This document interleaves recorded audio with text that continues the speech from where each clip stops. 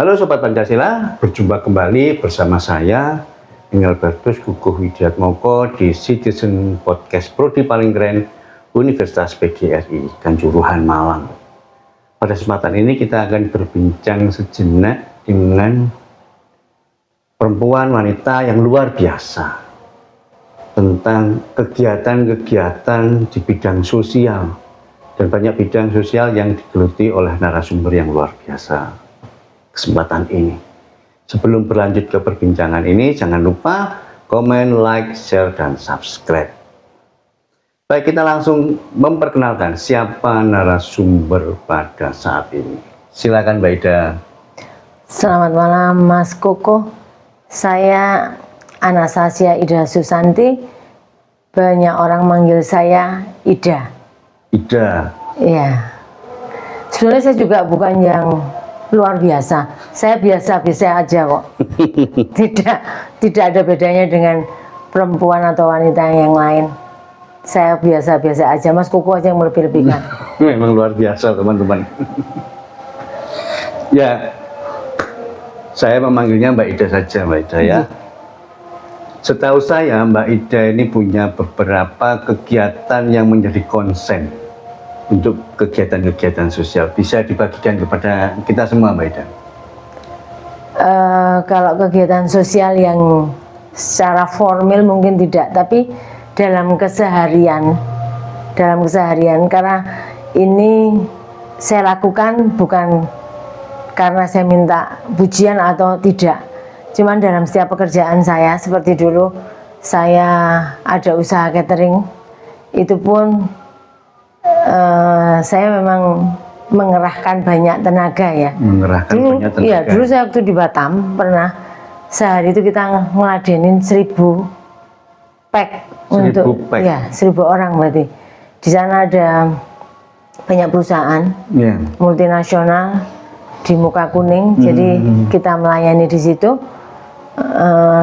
Dari situ saya tahu betapa berat mereka untuk bisa bekerja jauh dari keluarga ya.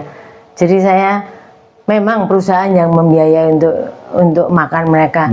Cuman kadang-kadang saya mesti ada rasa iba, kasihan kepada mereka, ini jauh dari keluarga, mereka harus menyisihkan gajinya untuk makan. Dari situ kalau memang ada yang merasa mereka di saat itu tidak mampu untuk membayar, saya tidak pernah memaksa. Kalau kamu tidak bayar, aku berhentikan. Enggak, saya mikir kasihan. Mereka itu jauh dari keluarga ya, hanya untuk mencari sesuap nasi untuk keluarga mereka. Jadi ya saya mesti terpanggil. Ya rasa iba itu. Dan itu berlanjut sampai kita pindah ke Malang. Kembali saya membuka catering lagi di sini. Kebetulan pelanggan kami itu banyak yang keluarga sepuh-sepuh gitu. Jadi sampai 7-8 tahun lah ikut kami. Itu dulu ada yang sebenarnya nggak perlu lah kita harusnya ini, teman saya ini loh, saya itu seperti itu sebenarnya. Ada keluarga ya, bapaknya stroke, ibunya udah sepuh-sepuh lah. Yang biasanya membiayai itu menantunya di Makassar, jadi mesti langsung transfer ke saya. Suatu saat kok terhenti, cuman saya nanyakan, Ibu, Kang Putro gimana kok? Ceritalah kalau menantunya sudah meninggal, jadi mungkin tidak bisa melanjutkan. Saya melihat kasihan, tidak apa-apa Ibu, tetap kami akan kirim. Nggak usah Jeng, nggak usah. Nggak apa-apa. Saya mungkin dari Ibu nggak dapat, saya dapat dari tempat yang lain. Jadi seperti itu sampai akhirnya ada juga teman gitu, biasanya itu lancar. Terus suatu saat kok terhenti. Saya mikir, oh ini berarti ada masalah.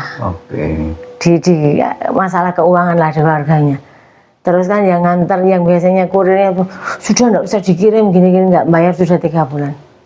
Kalau nggak dikirim, nanti kalau anaknya pulang sekolah itu pasti nunggu makanan ini. Kalau kita nggak kirim kasihan. Dia merasa aku yang nganter, nggak apa-apa dikirim tetap. Nanti dia Sudah dibayar, Pak? Sudah ditransfer. Terus juga enggak. Saya cuma mau menegaskan bahwa orang itu enggak selalu di atas. Kadang di bawah, kadang di atas, kadang di tengah. Di saat kita di atas ya jangan lupa lihat ke bawah gitu loh. Kita akan menolong. Itu memang pelanggan kami memang lama-lama sekali. Itu yang untuk catering ya, Mbak? Iya, catering rumah tangga. Artinya kan di situ ada aspek pemberdayaan keluarga, terutama perempuan juga. Kegiatan yang lain selain untuk catering, Mbak? Waktu perjalanan catering, suami saya ini punya klien dari Malaysia. Dia mengeluhkan susah cari untuk ART di sana itu susah. Gimana? Kamu kan orang hukum, kamu mungkin bisa kayak gini loh. Dia udah nyampaikan klausulnya kayak gini-gini. Lah berdasarkan dari situ kita tergerak lah. Cobalah kita akan membuka PJTKI yang memang sesuai dengan hukum. Jadi tidak ada yang namanya rekayasa umur, iya, tidak ada kan. Legal juga ada, cuma rekayasa umur gitu. Itu kan termasuk orang nggak tahu kan legal gitu loh. Iya. Ayolah kita tidak mau yang rekayasa umur, terus nggak ada yang kamuflase dari situ. Semua akan berjalan sesuai aturan yang ada. Persyaratan yang berlaku. Kita melihat kembali perempuan yang di sini yang kita berdayakan. Bagaimana Mbak Ida mengelola ini calon ART untuk agar bisa bekerja di luar negeri? Bagaimana? Kita seleksi kan untuk mereka masuk itu pertama langsung tes kesehatan. Untuk masuk kita punya asrama, jadi kita menunjukkan seperti ada pendidikannya lah. Di situ kita akan mengajar pelatihan untuk mereka kan sebelum mereka diterbangkan di negeri orang, mereka harus punya bekal. Jangan sampai di sana tidak bisa apa-apa. Dia akan jadi korban juga.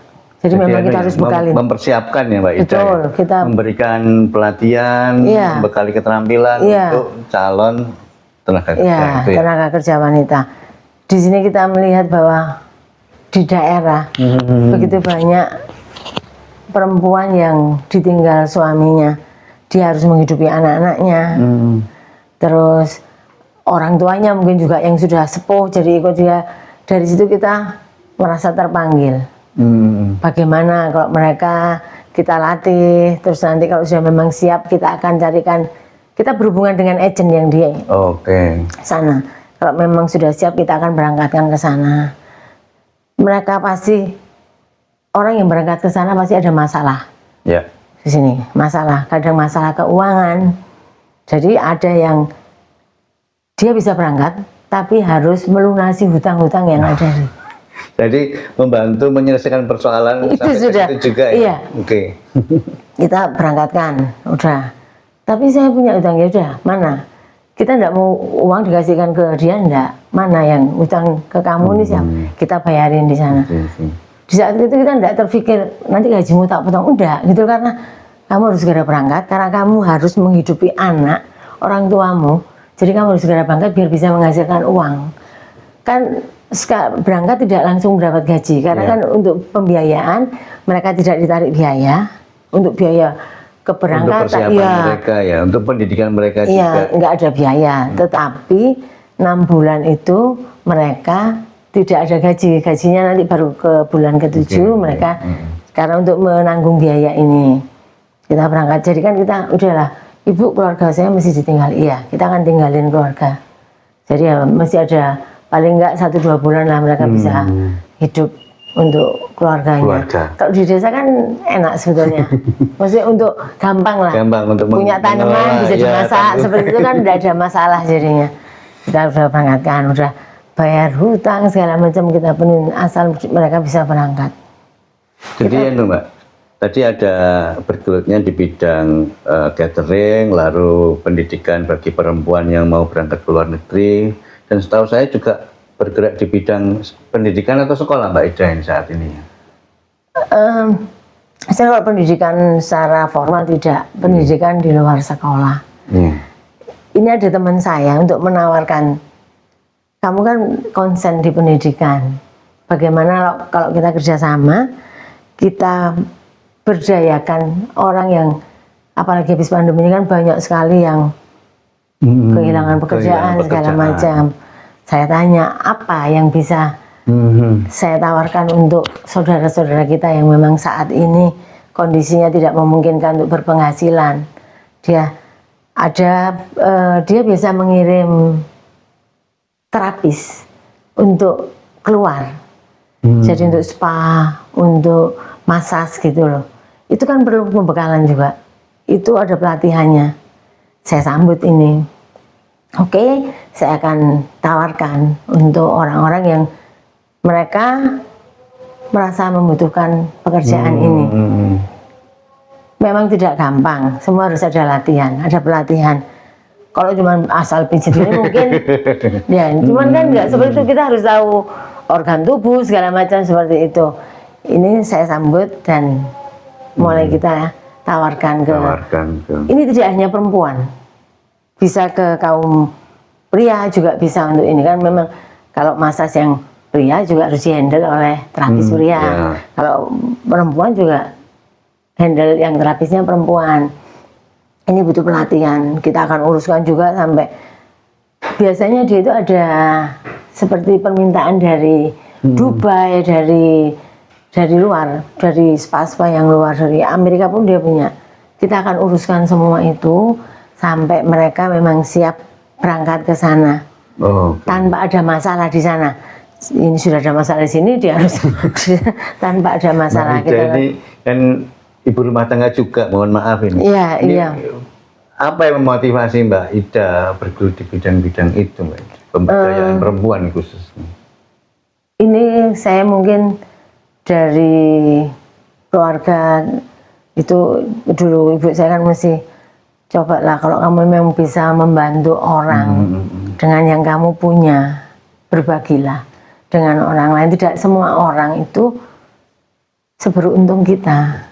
Memang kita bukan yang wah gitu juga tidak. Cuman dari kelebihan kita berikanlah untuk kekurangan. Kelebihannya harus dibagikan untuk kekurangan orang lain. Biar ayolah nggak usah ada yang lebih tapi sama, kita bisa sama. Kalau memang kita bilang pemerataan lah kan. Untuk pendidikan pun saya sebenarnya juga condong ini memang harus pendidikannya juga harus merata. Sama halnya kayak gitu memang. Kenapa sih mereka kok ada permasalahan perekonomian? Oh, lawang sekolah nah itu kan jadinya, loh ini kan berarti pendidikan dasarnya. Dasar dari akar semua permasalahan itu memang pendidikan. Indonesia ini kan memang selembar kertas masih sangat dibutuhkan. Ya, ijazah itu kan sangat dibutuhkan itu. Kebetulan memang bapak saya juga dosen. Saya punya mertua itu yang kepala sekolah. Jadi memang dari keluarga pendidikan ini Mbak Ida. Jadi dulu bapak saya pun juga, kamu kalau mau memberikan ilmu ke orang lain, kamu tidak perlu yang harus kalau ada imbalannya seperti ini. Kamu nanti jadi oportunis. Oh ya sudah. Mbak Ida, ini ada closing statement untuk kaum perempuan ini bagaimana Mbak Ida, bisa disampaikan? Lakukanlah sesuatu dengan tulus tanpa mengharapkan imbalan dari orang lain. Karena dengan ketulusan itu semua akan merasakan rasa syukurnya itu akan dinikmati orang lain tanpa kita mengenal siapa mereka. Ketulusan adalah keluar dari hati. Tanpa kita harus berpura-pura untuk baik, tidak. Tanpa dipaksa itu pun kita akan bisa melakukan semua. Dengan demikian ya kita bisa punya saudara yang banyak. Jangan di saat kita lagi kesusahan baru kita cari saudara, enggak. Ya teman-teman, itu tadi perbincangan sejenak dengan Mbak Ida yang sungguh meluangkan waktu untuk pemberdayaan khususnya perempuan. Semoga perbincangan ini menginspirasi bagi perempuan-perempuan yang lain khususnya bergerak bidang sosial. Sebelum perbincangan ini, jangan lupa komen, like, subscribe, dan share. Salam Pancasila. Salam Pancasila.